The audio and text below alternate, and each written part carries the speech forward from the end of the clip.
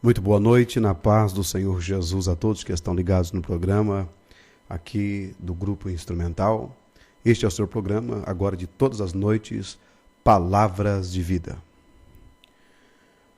Nesta noite nós estamos reunidos na presença do Senhor e estamos aqui ligados através da internet, e é onde você pode ouvir a Palavra de Deus cantada e também a Palavra de Deus pregada aqui neste lugar. Muito bem. Nesta ocasião, eu quero convidá-lo para uma leitura na Palavra de Deus, no Salmo de número 127. O Salmo de número 127, apenas o versículo 1 e o versículo 2. A palavra do Senhor diz assim, Salmo de número 127. Se o Senhor não edificar a casa, em vão trabalham os que a edificam. Se o Senhor não guardar a cidade, em vão vigia a sentinela. Amém. Esta palavra que nós lemos, o salmista, ele está indicando a necessidade de depender de Deus. Ou seja, nesses versículos, o Senhor está dizendo da necessidade que existe em depender de Deus além daquilo que nós temos como capacidade, como recursos. E eu quero meditar nessa noite uma palavra sobre, ainda que de maneira breve, sobre família. Quero falar sobre família abençoada. Vivemos dias em que as pessoas estão sofrendo as mais diversas turbulências na área da família. Aliás, até para se planejar uma família, encontramos inúmeras dificuldades. E nunca houve um tempo tão turbulento como os nossos dias. Mas eu quero me dirigir nesta oportunidade à família cristã, a família que professa o nome de Jesus como Senhor e Salvador da sua vida. E falando sobre família abençoada não surge por acaso. Uma família abençoada, ela surge a partir de princípios. E qual seria o princípio para ter uma família abençoada? Bom, em primeiro lugar, eu tomo como base o Salmo 127, onde nós lemos aí. Se o Senhor não edificar a casa, em vão trabalham os que a edificam. Em primeiro lugar, Deus precisa ser o centro desta família. Deus precisa ser a base desta família.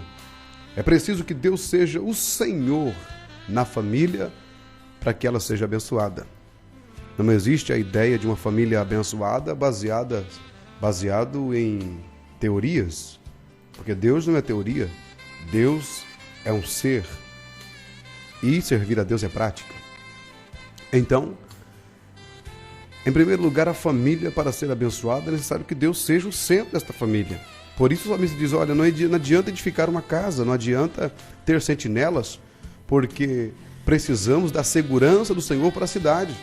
Precisamos da bênção do Senhor para edificar, para construir. E quando se fala em família, se fala em edificação. Todos que adquirem uma família, alguns se iludem que a família começa quando há troca de alianças. Isso não é verdade. Ali é o primeiro passo, as primeiras movimentações na construção, na edificação do projeto família. E o salmista, ele diz assim, que seria inútil construir a casa se Deus não disser que sim, nenhuma lajota, nenhuma pedra, nenhum concreto permanecerá em pé naquela casa. Então eu pergunto nesta oportunidade, será que temos convidado o Senhor para ser a nossa estrutura, para ser a base? Porque partindo do princípio que Deus seja a base da família, um homem que serve a Deus, ele será um bom esposo? Uma mulher que serve a Deus será uma melhor esposa?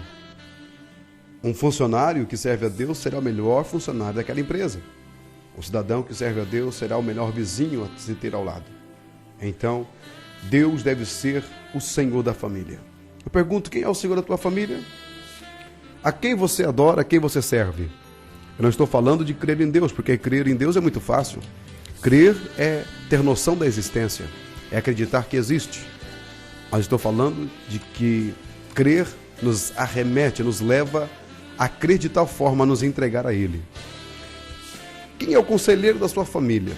Nota-se quem é o Senhor da família, a quem a família recorre primeiro nos momentos de crise.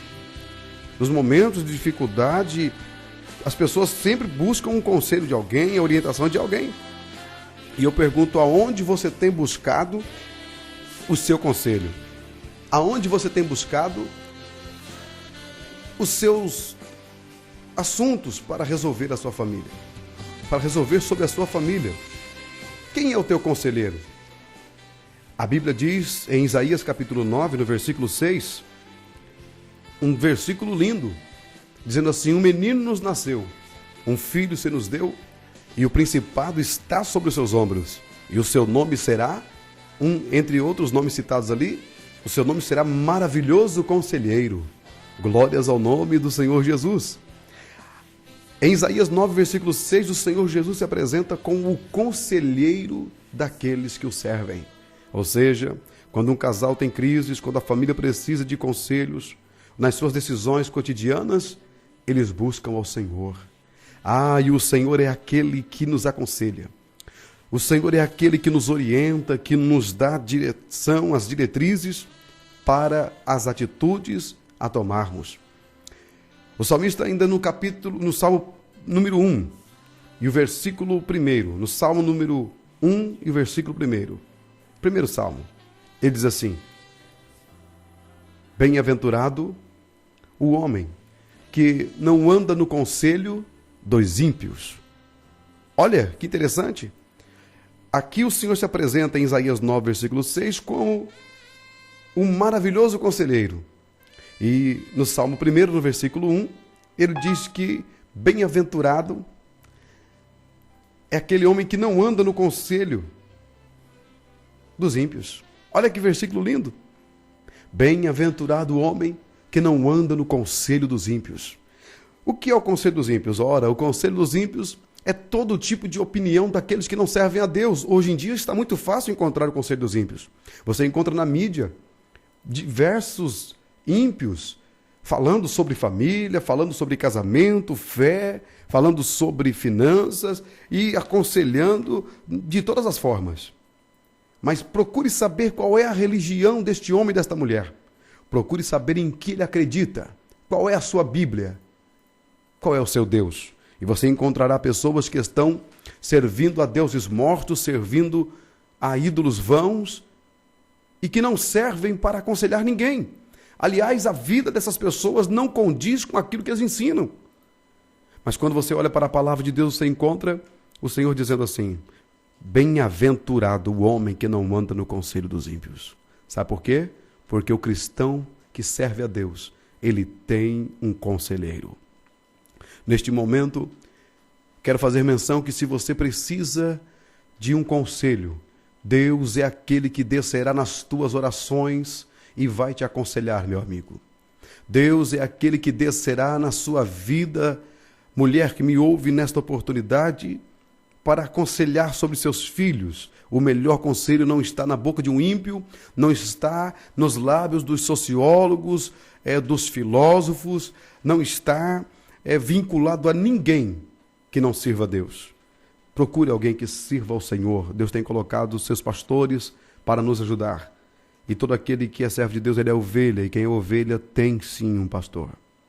Observe que no Velho Testamento tem uma referência para nós. No livro dos Reis, do capítulo 4, você encontra uma mulher.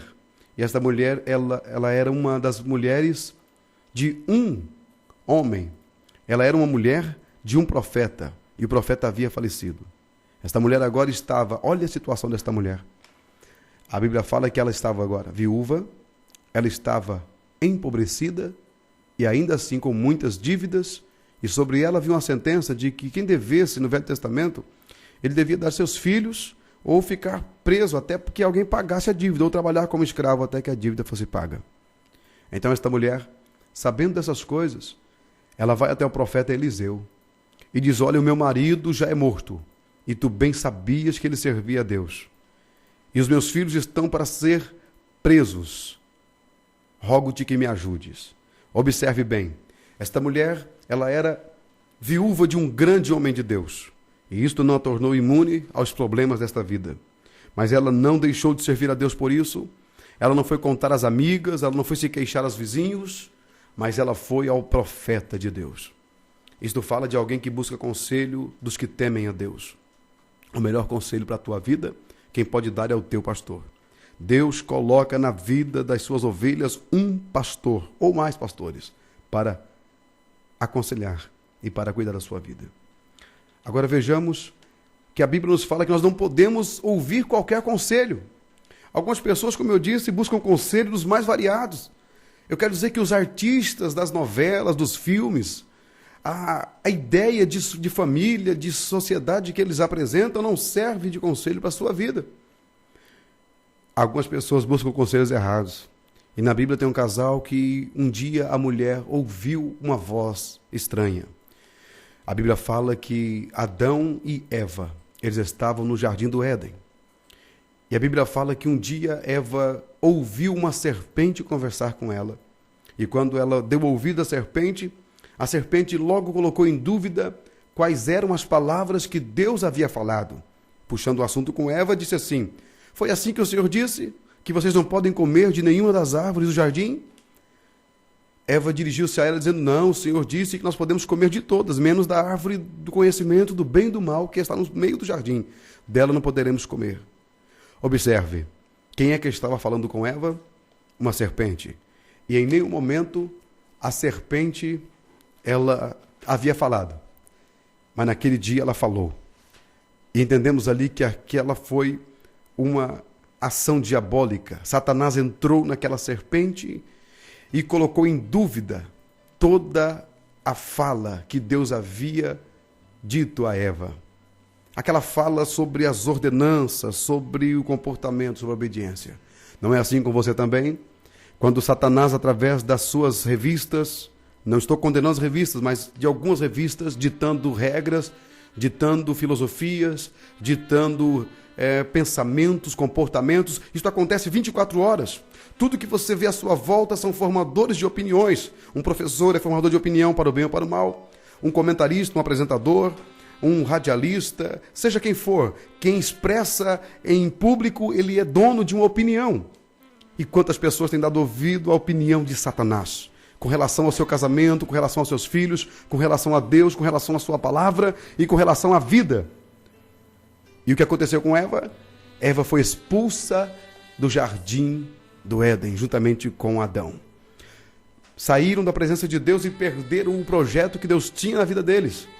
Assim tem acontecido inúmeras vezes em nossos dias.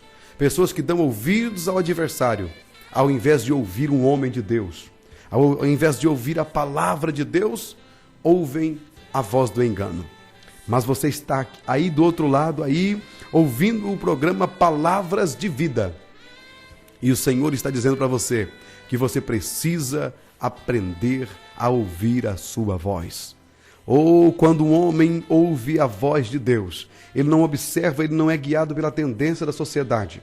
Ele não se deixa levar pelo amor livre, mas ele se entrega à pureza. Ele se entrega a servir a Deus, ele entende que o seu casamento é um projeto, é uma conquista que ele deve todos os dias cuidar e saber que a sua família ela é abençoada, porque na sua família existe uma voz que fala mais alto, é a voz de Deus. Lá fora existe a banalização da moral, mas você ainda serve a Deus com a tua santidade.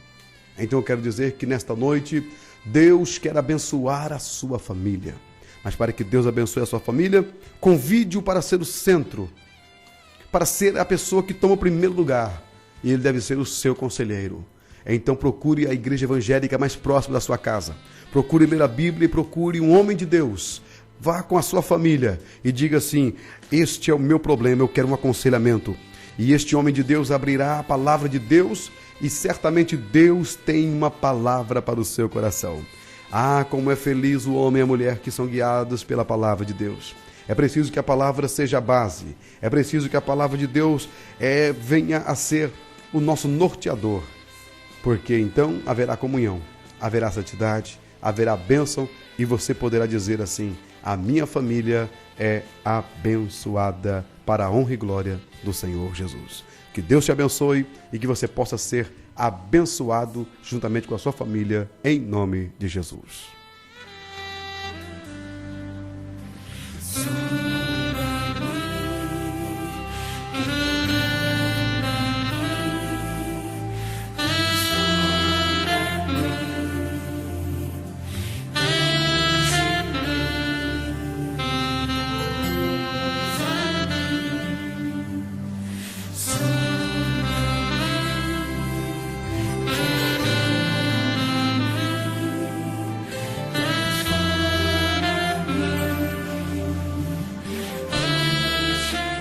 Muito bem, meu prezado, meu nobre que me ouve aí do outro lado. Eu quero te convidar para um momento de oração. Talvez você não esteja com a sua família, talvez você não esteja vivenciando as bênçãos de Deus na tua família, as bênçãos maravilhosas de Deus para a tua casa. Eu quero orar por você. Se você pode, incline a sua cabeça e feche seus olhos. Eu quero interceder pela sua vida. Senhor nosso Deus, Pai eterno, conhecedor de todas as coisas, ó Deus que tem os seus planos, e aí, Senhor, deve ter alguém neste momento precisando desta palavra.